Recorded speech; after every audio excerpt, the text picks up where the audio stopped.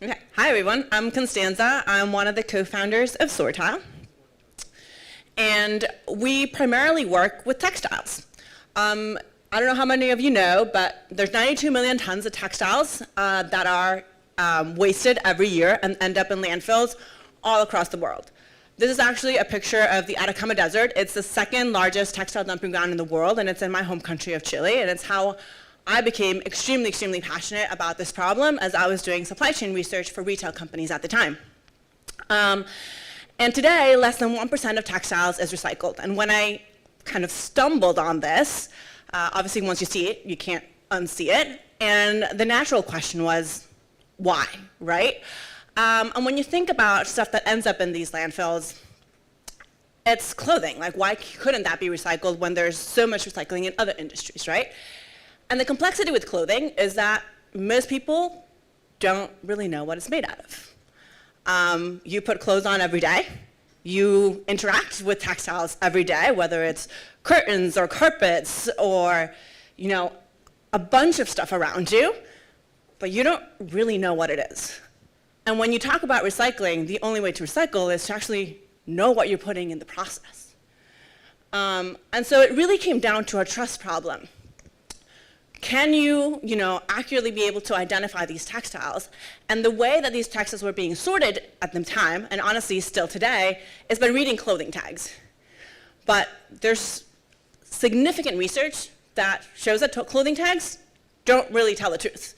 The Circular Economy did a whole research paper showing that 40% of clothing tags have mistakes, and 20% of those are not small mistakes. 40% or more of a variation of what that clothing tag says.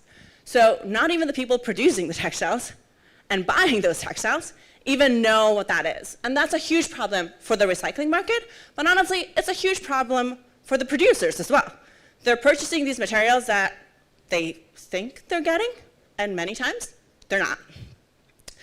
And so that's why we started Sortile, to really provide the textile industry with an end-to-end management system that's able to identify, trace, and eventually recycle these textiles.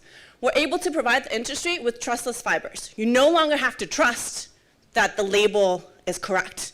You can actually just verify it with really quick and efficient technology. I'll show you how it works. No, what happened? Okay, so here on the podium, which you can't really see, let me see if I can show it. I have a little machine.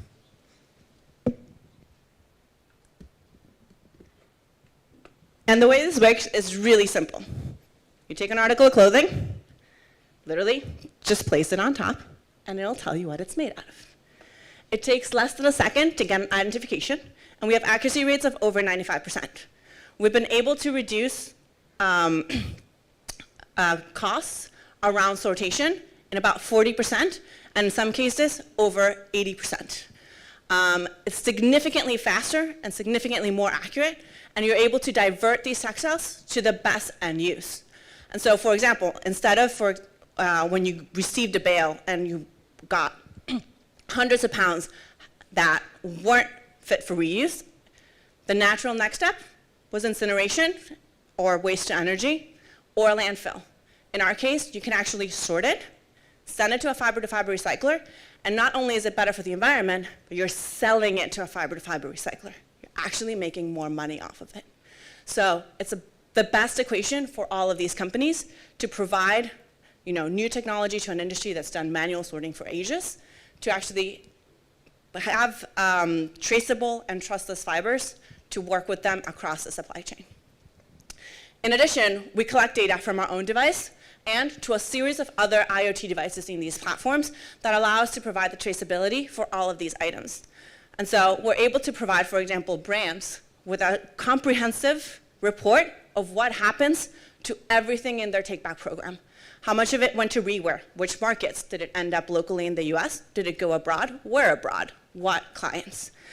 We're one of the only companies that's able to provide real-time data on what happens when textiles and clothing stops being used. Thank you.